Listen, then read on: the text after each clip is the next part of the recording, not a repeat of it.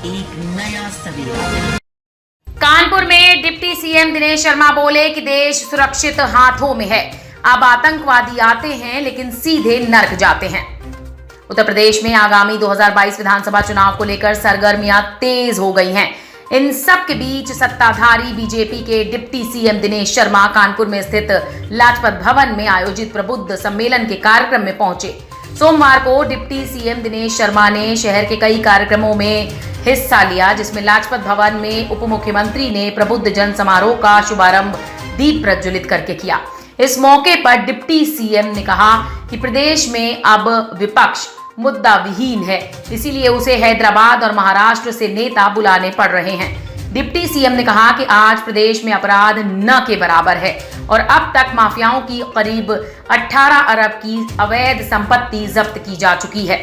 Deputy CM Dinesh Sharma ने press conference कर विपक्ष पर जमकर हमला बोला है।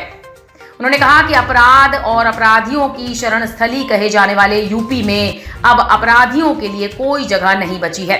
अपराधी यूपी छोड़कर भाग चुके हैं और सूबे में अब अमन चैन की गंगा बह रही है। उन्होंने आगे कहा कि विपक्ष के पास यूपी में कोई चुनावी मुद्दा नहीं मिल रहा है, तभी तो उसे हैदराबाद और महाराष्ट्र से नेता बुलाने पड़ रहे हैं। डिप्टी सीएम ने एआईएमआईएम के राष्ट्रीय अध्यक्ष असुद्दीन ओवैसी पर निशाना साधते हुए कहा कि हैदराबादी भाईजान प्रदेश का क ख ग घ भी नहीं जानते, क्योंकि प्रदेश में पिछले 4.5 साल में एक भी सांप्रदायिक दंगे नहीं हुए। आज प्रदेश में अपराध न के बराबर है और अब तक माफियाओं की करीब 18 अरब की अवैध संपत्ति जब्त की जा चुकी है।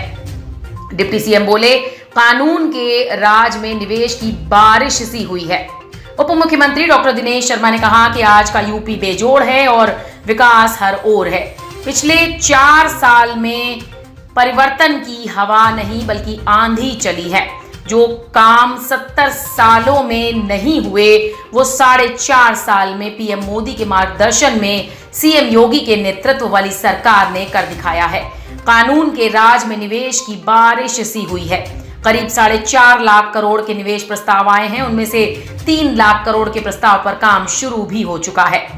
हाल ये है कि कोरोना जैसे समय में जब दुनिया के बड़े देशों से निवेशक अपने कारोबार को समेट रहे थे, उस समय में भी प्रदेश में 56,000 करोड़ के प्रस्ताव आए हैं। उन्होंने कहा कि विकास के चलते ही प्रदेश आज देश की दूसरी सबसे बड़ी अर्थव्यवस्था बन गया है।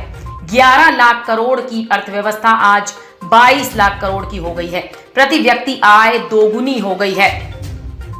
लॉयन एसी वाजपेयी और अरुण पाठक की अध्यक्षता में कार्यक्रम हुआ। सभी 11 प्रबुद्ध जनों को पुरस्कार देकर सम्मानित किया गया। आशीष वाजपेयी ने उप मुख्यमंत्री दिनेश शर्मा को स्मृति चिन्ह भेंट किया। पूरे कार्यक्रम में विधायक सुरेंद्र मैथानी, न्यायमूर्ति राकेश तिवारी, विधायक महेश त्रिवेदी आदि उपस्थित रहे, जिसमें सबसे पहले विक्रम सिंह ने डिप्टी सीएम को माला पहनाकर स्वागत किया। फिर भगवान राम सीता की मूर्ति भेंट की। फिर कई लोगों ने सीएम का स्वागत किया और फिर deputy CM doctor Dinesh Sharma ने 11 प्रबुद्ध जनों का सम्मान किया, जिसमें ज्ञान निकेतन के प्रबंधक हरप्रीत सिंह, वेम एडवर्टाइजिंग के द्विवेदी और कई लोग थे। जो देश हो चाहे प्रदेश हो, इनका जो परिवर्तन और परिवर्धन है वो हमारा प्रबुद्ध जन का जो विचार होगा वो राष्ट्र के निर्माण के लिए महत्वपूर्ण है। और मुझे अच्छा लगा कि आज 9-10 कार्यक्रम हैं कानपुर महानगरी में और सभी में जिस प्रकार से लोग उमड़ कर आ रहे हैं, तो लगता है कि प्रदेश का जो प्रबुद्ध जन है वो आगे बढ़कर सरकार के सकारात्मक कार्यों के प्रति समर्थन कर रहा है। ये तमाम पार्टियों के जो लोग हैं, जो आजकल ओवैसी जी आए, उन्होंने अपने मुसलमानों को कहा है और अपने लोगों को कहा कि उनके भी नेतृत्व में एक नेता होना चाहिए। इस पर क्या कहना है? देखिए, अब उत्तर प्रदेश में ये जातिवाद, संप्रदायवाद, परिवारवाद, भ्रष्टाचारवाद, ये सारे वाद चले गए। मोदी जी और योगी जी के आने के बाद अब केवल एक ही बात चल रहा है, वो है विकासवाद।